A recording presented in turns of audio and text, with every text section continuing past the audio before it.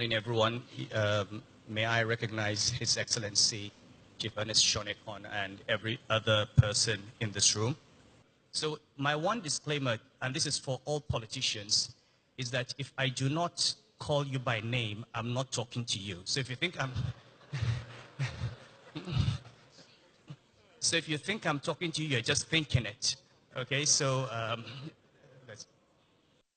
in 2015, and I'm not sure about Nigeria, take the whole world. In 2015, according to Oxfam, 62 individuals owned more than half of humanity. The wealth in the hands of 62 individuals was higher than the total wealth in the hands of the bottom 50% of the world's population.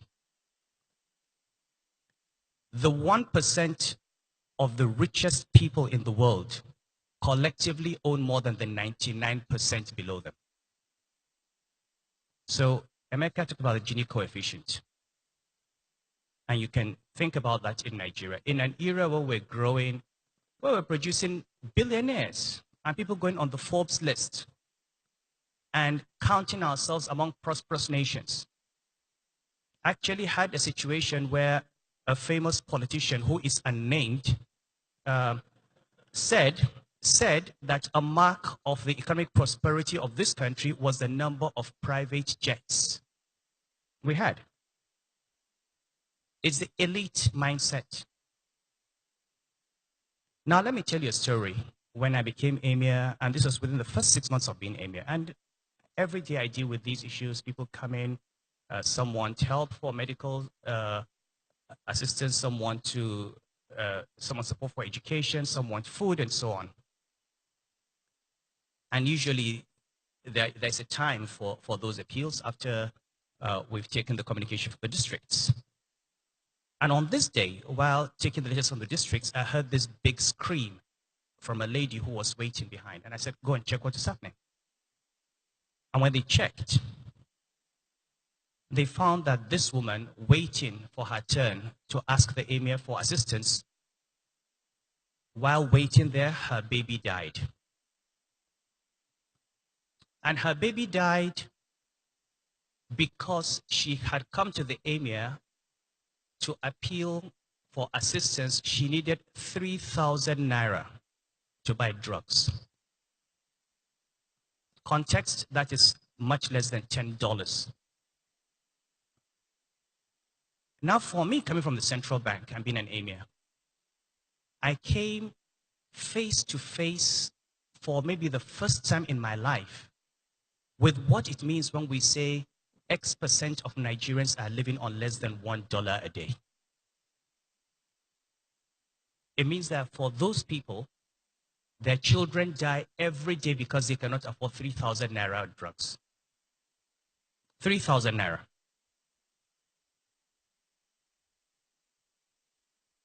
They don't have access to antenatal care.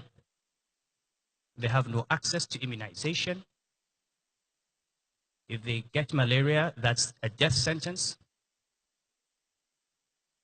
Their daughters get taken out of school.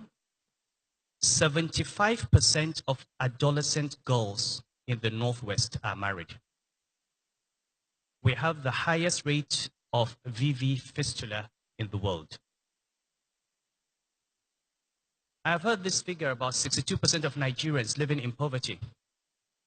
But just as you look at inequalities vertically, you must also look at inequalities horizontally. And I'm coming down to the question of prosperity and peace.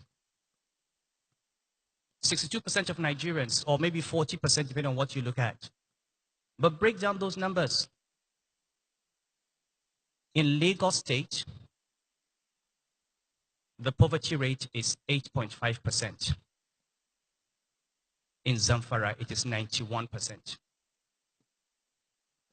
In Kano, it is 77%. In Yobe, it is 90%. And demographically, these are the most populous parts of this country. So think through those numbers and put human beings behind those numbers.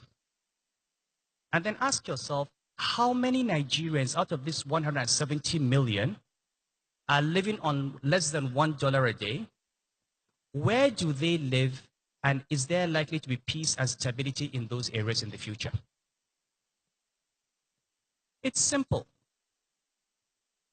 Until we begin to think of economics, not in terms of GDP, inflation, reserves, but in terms of how many human beings are able to eat 3 square meals a day, how many young people have an education, how many people have an opportunity in life, we can never have peace. Nigeria is a country today with 170, 180 million people. The median age is 19. In the next 20 years, you will have at least 85 million Nigerians between the ages of 20 and 40. That is the population of Germany, the third largest economy in the world. 85 million. What economy are we building for those people? And that's why when you think of all the things we've heard today, it comes back to challenging the way we've been taught to think about economics. And also challenging as bankers, and I'm a guilty person. I mean, I ran a central bank on the basis of classical neoliberal macroeconomic theory. I apologize for any damage I've caused. But the point remains, look at all the ideological conversations in the world which no longer happen. Take the debate on migration. We've all joined it. Migration is bad. Africans are migrating to Europe. Bad for who? Bad for Africans or bad for Europeans? When Africans were taught to migrate in the 17th century, held in chain and put in ships and taken to plantations to work as slaves, was that bad? When Europeans migrated to Algeria and Tunisia and South Africa and Nigeria and set up colonies and settler colonies and apartheid systems, that was migration. Why wasn't that bad? Don't we realize that Africans are migrating to Europe because of the world in which we have created? We've signed up global agreements. And America would be a strong supporter of the free movement of capital across borders. Bring in capital and repatriate it. And I've been an ideological supporter of that. You're a strong supporter of free movement of goods and services across markets. Why is it so good for capital to move in and out, for goods to move in and out, for raw materials to go and finished goods to come, but so bad for human beings to go and share in the prosperity of those countries?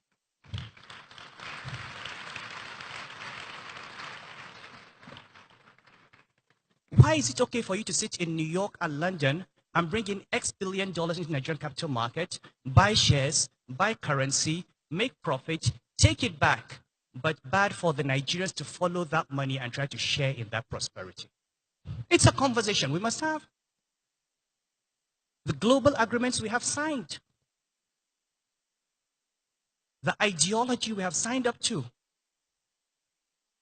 We're playing a game. We say it's a level playing field. Fine. Take the Nigeria under-16 football team, put them on a playing field with the Brazilian national team. The field is level. Who wins? Who wins? You cannot have a level playing field when you sit down and sign up to agreements that were designed and fashioned by partners in an unequal relationship. So where to begin? And all of us are all living in this post-colonial mindset, is to begin to ask ourselves where, as Africans and as Nigerians, whether we're actually even thinking independently. And what will help us think independently is to continue asking that basic question in every economic statistic we look at, in every transaction we go into.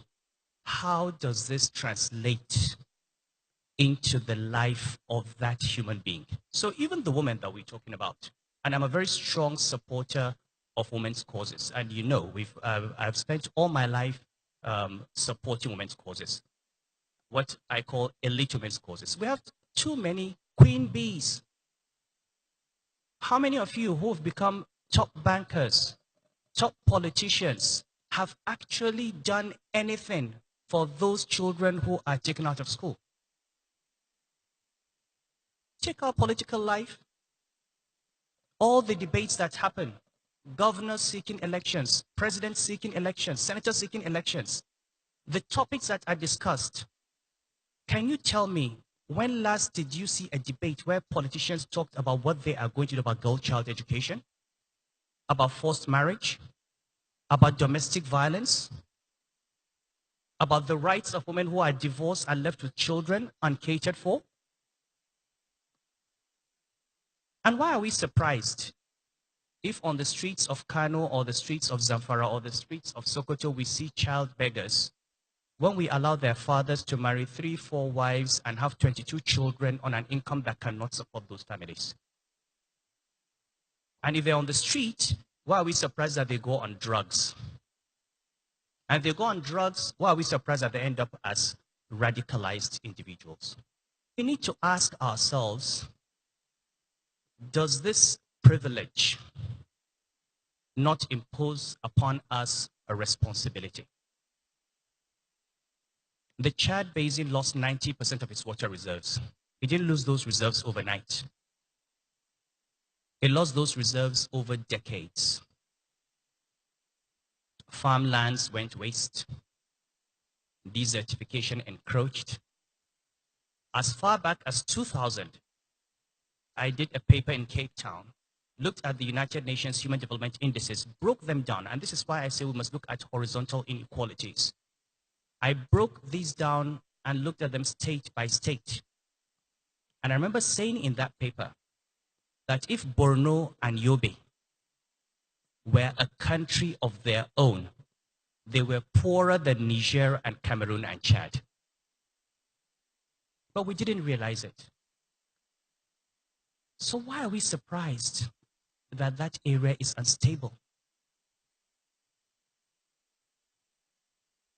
We can't run away from the human being. And we can't run away from education. In 1978, when Deng Xiaoping started the opening up in China, there were maybe 30 million graduates in China, if at all. Today, China has more graduates than the entire population of the United States. 700 million Chinese were living in poverty in 1978. That number is down to 30 million. We talk about Chinese miracle. We talk about an Asian miracle. Why is it a miracle? It's not a miracle. It's just about human beings doing what they needed to do. And saying that we are going to build an economy that takes care of our people. China goes to the table to negotiate World Trade Organization, to negotiate international treaties.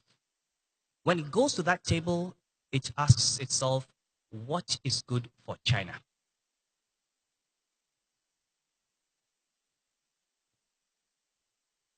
Sorry, this is part of the... You see why I'm happy to leave the central bank. I didn't have this. Nobody trusts.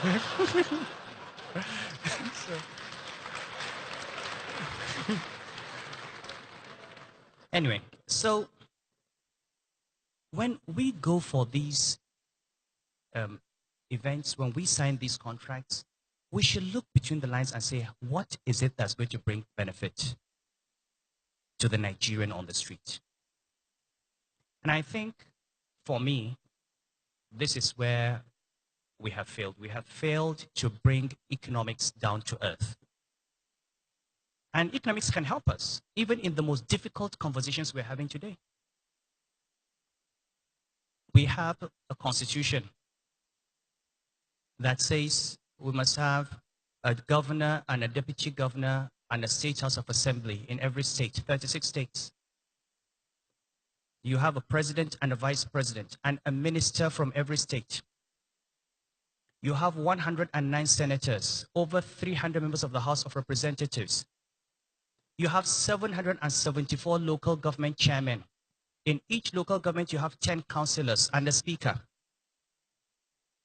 A retinue of special advisors and assistants, and you are surprised that you cannot pay salary?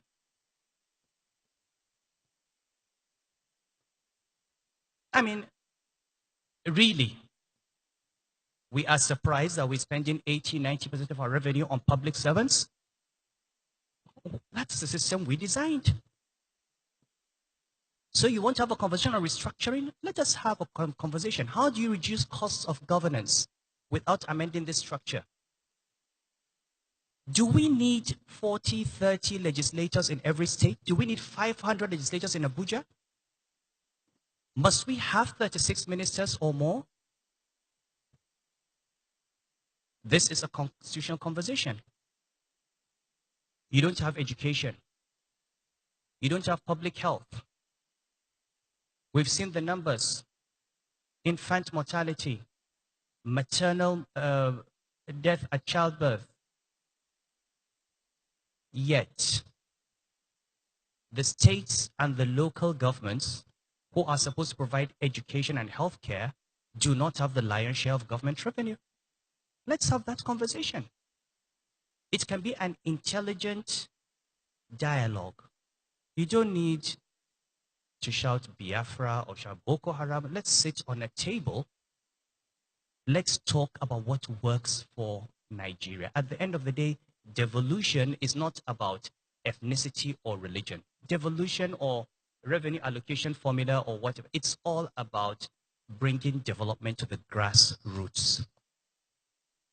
And it's a conversation that you should have. But when we cloak this in gender, in ethnicity, in religion, then first we lose the opportunity to make progress. And second, we reflect our own ignorance. Because at the end of the day, if that is the problem, it will never disappear. If you divide Nigeria into 100 different countries, you will still have multiple ethnicities, multiple religions, and you have to divide those 100 into another 100. And how do you identify yourself? Emeka is a Kano man. We've been friends working in Kano. I don't know where Emeka comes from. I don't know. I don't think he considers himself as coming from anywhere other than he's just a human being. He's an individual. So let's change this conversation. And I'm hoping that as we talk about this economy and as we talk about, and again, this is not something that is targeted at any particular individual, but we need to think about the way colonialism has left us and the way we have voluntarily remained in a post-colonial mindset. The British came here and set up a colony. What did they want? They wanted raw materials and a market for their goods. We don't have the British today, but we're still exporting our crude oil to Britain and importing petroleum products. They don't even need to have colonial officers. We do it ourselves. We're keeping the refineries open.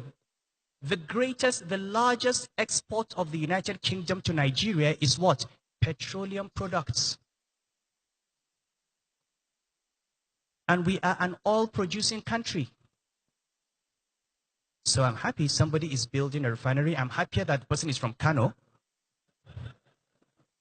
But we need to have more. Why should we export cotton to China and import textile products? Why should we export our hides and skin and import shoes? And, this is not rocket science. Ethiopia told the Chinese, gentlemen, come, what do you need to set up a factory here? They told them, they invited them, they set up a factory right there outside Addis, employing 5,000 people, producing shoes and bags and selling to Yves Saint Laurent and Gucci. And the leather in Kano is called Moroccan leather, the best leather in the world. Come and set up the factory in Kano. And the skin we don't sell, we sell to Lagos, pepper soup. We consume our own GDP. It's a delicacy. We've got to look at these things. And they're simple. You know, the Chinese didn't start building rockets. We're not talking about building computers, which is great to think about it, or building Aston Martin cars. No, please. Okay? Why don't you just turn your cotton into fabric, turn your fabric into garment and sell? Turn your hides and skin into leather, turn your leather into shoes and bags. And we used to do this centuries ago. 17th century, Kano was exporting shoes and bags, trans-Sahara, to the Arab world, $5 million worth in the 18th century. Economic history. 100 years of data on Nigerian trade before colonialism. In only 15 years did we have a trade deficit. What happened? What changed? Why is Ethiopia doing it? Why is Cote d'Ivoire doing it? Why is Ghana doing it? Why is Morocco doing it? We're the giant of Africa, a giant with clay feet. So we must first of all stop being in denial. And the way to wake up is to look not at the people in this room, because you do not represent Nigeria. We do not represent Nigeria. For every young northern Muslim girl like her, there are millions who did not even complete primary education. And they're walking around with wares, trading. They get married off without their consent. They produce children, they get beaten. After some time, they get divorced. And I'm talking about what I know, what I deal with every day. 4, 5 children. Somebody wakes up and says, I divorce you. Go home. Her father sent her, maybe the father, as we heard from Miss Graham Douglas, maybe when the father married her off, he thought he was taking a burden off himself, taking off one daughter. She comes back with a baggage of 6 that he did not produce, that he has to take care of, and his income has not gone up. Which is fine. But what is bad about it is that our system does not even see this as a problem, and the system does not protect them. Now, who is going to protect them? It's us. It's those of us who have been privileged to get this education, to give our daughters this education, to have our sisters with this education. We are the ones responsible for protecting those voiceless majority. And we have failed in that. And you know, today you go out in your car and they're hailing you, in 20 years, they will start carrying stones. Because those young people that you see on the street are going to be young men and young women without an education and without jobs. So you tell me there's no prosperity without peace? I say to you, there's no peace without prosperity.